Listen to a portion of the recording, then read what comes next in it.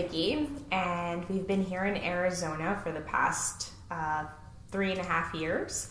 And originally from the East Coast, from New York. I was born and raised there.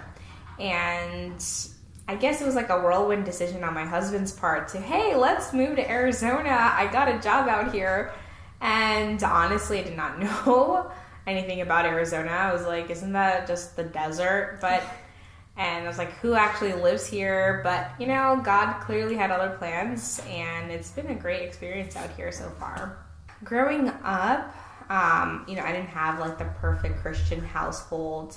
Though we grew up Pentecostal, my mom was like very, you know, going into church, praying, and things like that. So seeing that growing up, I knew that, you know, there's something more to just being a mom. There's the spiritual, emotional, physical aspect that, you know, I didn't put two and two together until I became a mom myself. And yeah, I guess that opened up my eyes to when I had, you know, my own son. And growing up with a father that wasn't religious by any means, and he was, you know, it was, I guess, in simpler terms, we had a rough upbringing.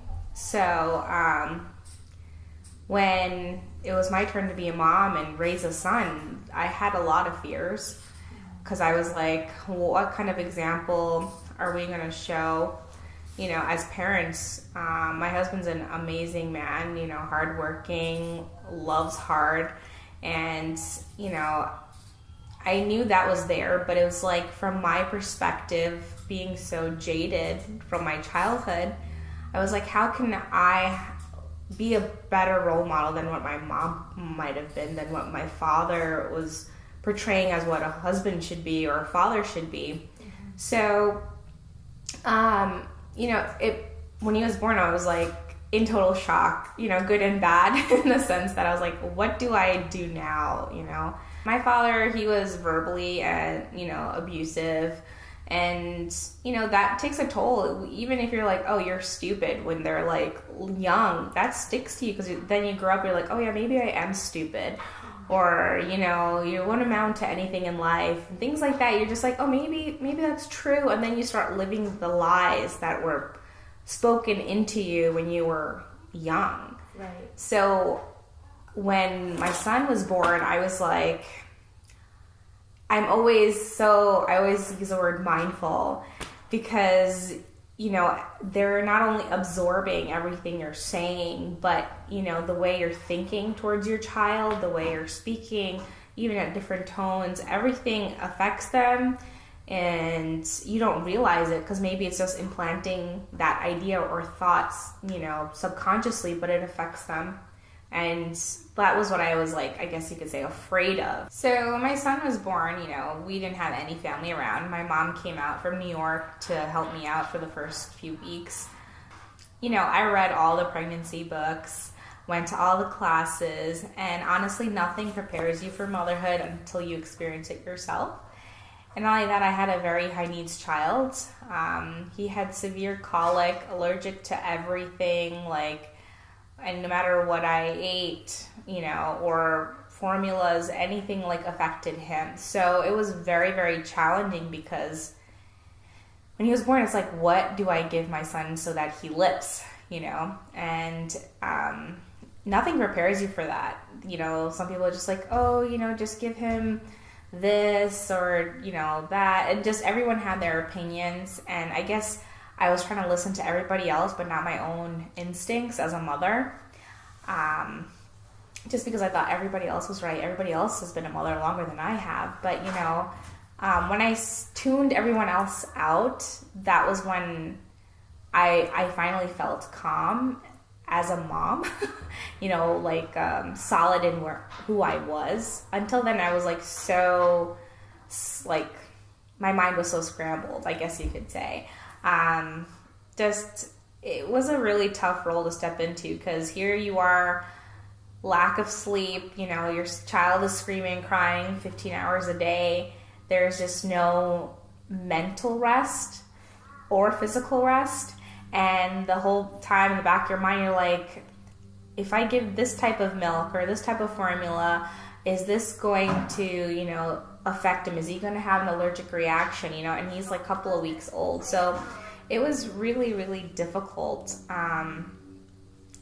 the first 6 months of his life. So that, I think, was like the most challenging because nothing prepares you for that. So he is now almost 2. He's turning 2 next month. And honestly, he's just, when I stopped viewing him as, oh my God, this child has problems, and just start seeing this child is gifted and he's a blessing from God no matter how he was made, I just love on him even more every day because like he's opened my mind a lot to the world and how he sees it. And it's so different and it's so unique, I never cared about the material of clothes and how it would feel on someone until I had my son. He doesn't like buttons on his clothes. He doesn't like certain textures. And when it comes to food, I never had to think, like I said, I never had to be mindful of a lot of things. I was very type A, like everything is by the books. And then my son came along and I had to bend according to how he was and how he wanted the world to be, And I never experienced that, in my life. So he definitely opened up my eyes to a whole different breed of life, I guess. Yeah. My faith, it was up and down, as honest I can be, because I was like, God, you blessed me with this child, but like I don't know what to do, and when you're lack of sleep, lack of everything at that stage in your life with a newborn, you begin to doubt even God, like, God, why did you give me a child like this, And so my mentality had to change. And it wasn't until my friend, she called me, she's like, I know it's hard. I don't have experience being a mom, but God gave you that child because he knew you could handle it. And it was then when she told me that I stopped resenting motherhood and I started accepting it, even though it took months, because literally I was at my wit's end. I felt like there was no end in sight. This was going to be my life for the rest, and this is my firstborn child, But, it was then when my friend reminded me of that I just came, it took me to my knees, because I was like, that is probably right. I might not be seeing it at this moment as my child is screaming in pain because something is not settling well in his digestive system. And it was then that I was like, okay, God, you gave me this. I need you to build me up from this experience and not to resent my son, not to resent being a mom. You gave me this calling. Show me how to use it. And it was then that everything changed. My outlook on motherhood, my outlook on my son, the way I addressed him, And it's so hard if you've never had a child with colic, trying to bond with a child that's constantly screaming and you can't help them. You just don't know. You just feel like a failure. So it was then when God was really speaking to me and to my moments at that time. So that I could say was really a faith builder for me. When my son was 6 months old, that was when his screaming and crying, excessive screaming and crying stopped. And he looked at me and he was like, Mama? And I was like, it was then when he just it was so strange, because at that point I was sitting on the couch and he was sitting next to me, and I was just in my head, I was like, oh, this is really hard, I can't do this, God, please help me. And he just turned around and just gave me those really big brown eyes, and he just stared at me. He's like, Mama. And I was just it just reminded me hey, I'm still here. He clearly see something that I'm not seeing in myself, that he calls me mama, you know, because I was like, am I really worthy of that? But for me to hear it at that time, it really like took down all my walls, because he clearly sees me that I'm worth it to be called mama, you know.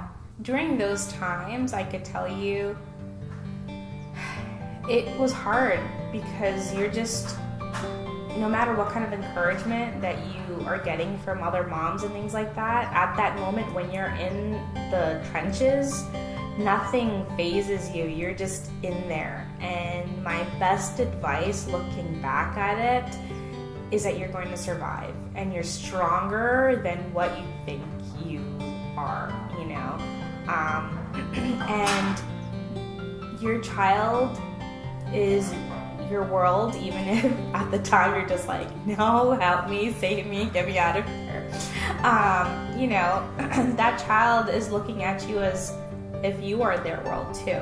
And when you start viewing, you know, them from their own eyes, I think that was like a big, I guess, blessing in that time when you're dealing with a child that doesn't stop crying or screaming, you know, or you're just feeling down and low. It's just, you know, your child is seeing you as a superhero, or, you know, or they're fully relying their life on you, you know. So my best advice is that you can do it, you can make it. I know that sounds so cliche, but there is a light at the end of the tunnel. There really is.